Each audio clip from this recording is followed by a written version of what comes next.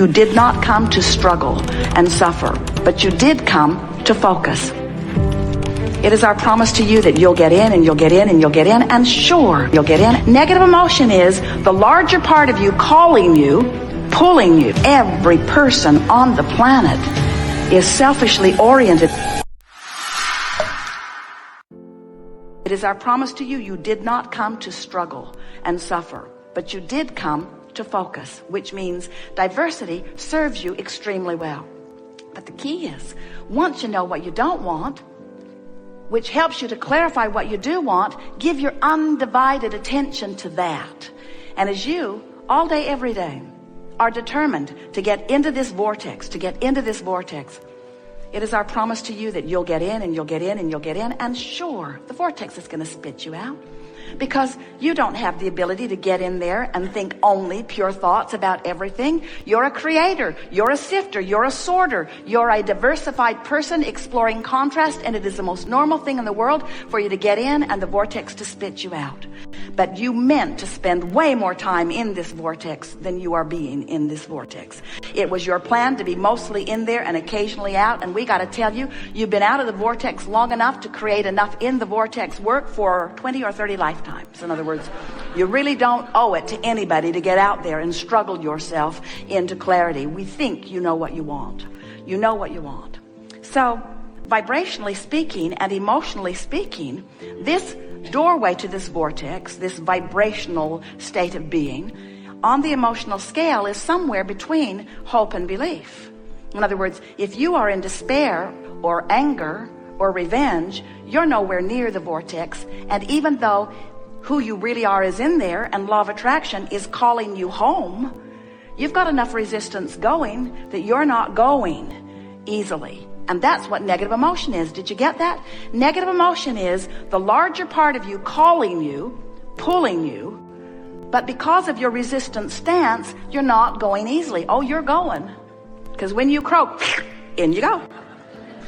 You're going. You're just not going easily. And the fact that you're not going easily is why you have those hurtful, painful emotions that can even turn into illness.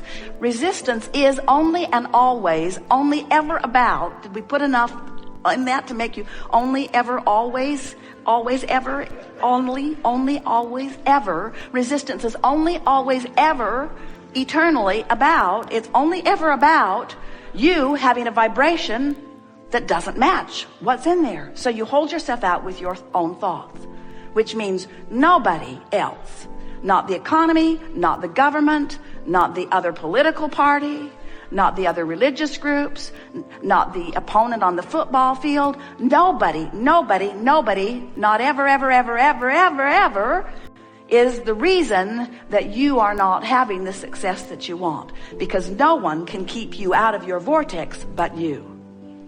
Unless you want to say, oh, they were there and I saw them, and because I saw them, I didn't allow myself into the vortex. So they really should be different, because I might see them again.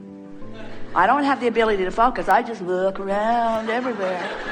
And I might see something that might hold me out of the vortex. So it seems to me that the best plan of action, this is what humans say, seems to me that the best plan of action would be for us to all get together and decide what the perfect one way of life is, and then we'll just make everybody be it, and then it'll be a lot easier. And we say, how is that working out? There has to be some logic that lets you know that if you need even one other person to be different so that you can get in the vortex and be a match to what you're asking for, you're going about it in the wrong way, because you can't make them focus long enough. Do you have a teenager?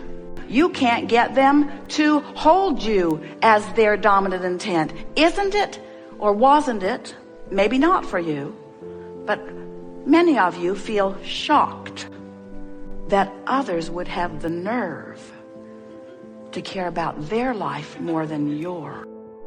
I don't think that guy's giving me the best deal he could give me on this purchase.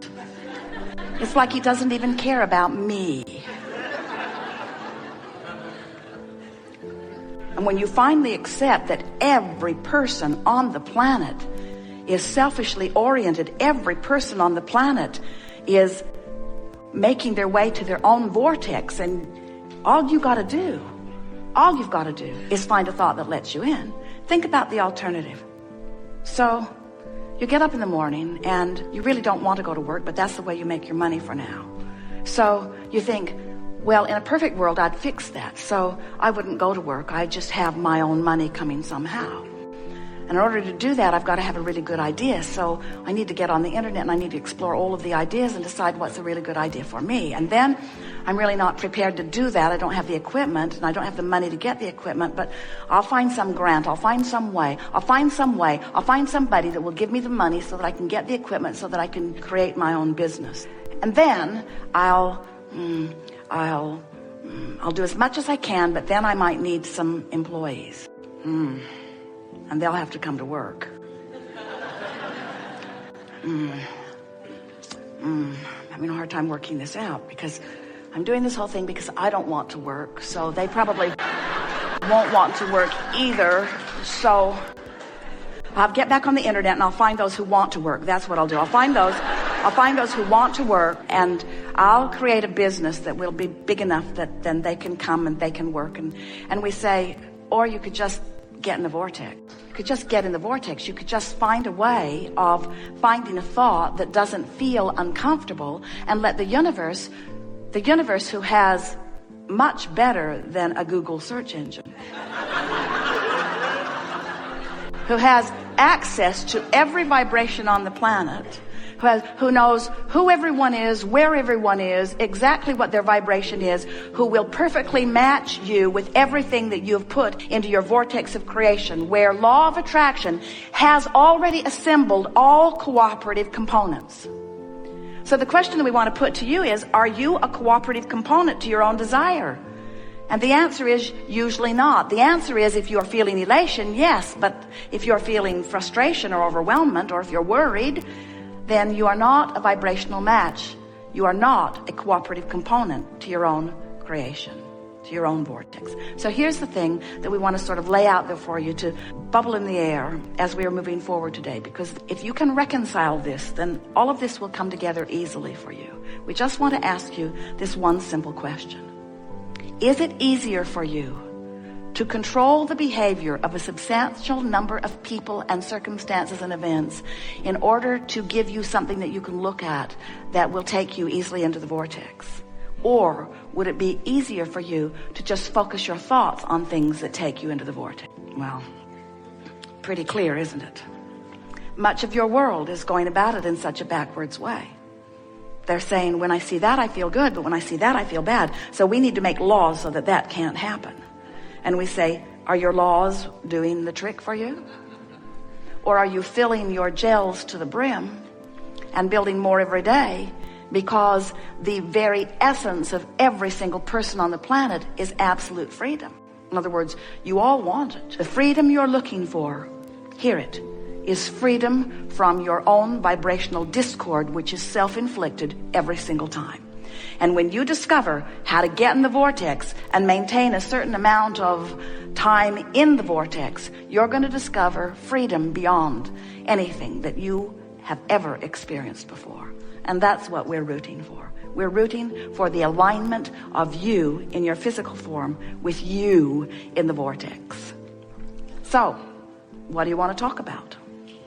Some things. Going to have a very, very good day.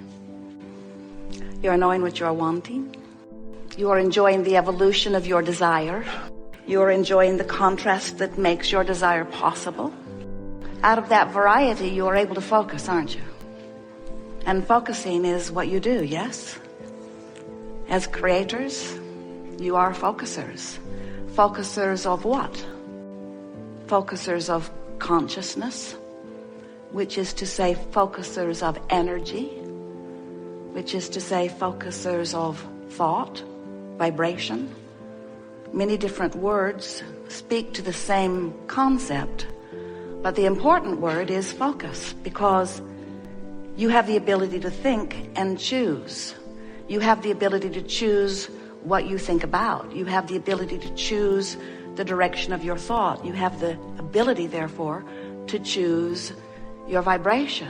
You have the ability, therefore, to choose your point of attraction. You have the ability, therefore, to choose in any moment to focus into alignment with all that you are, or away from alignment to all that you are. When we speak of all that you are, we're talking, of course, of who you really are.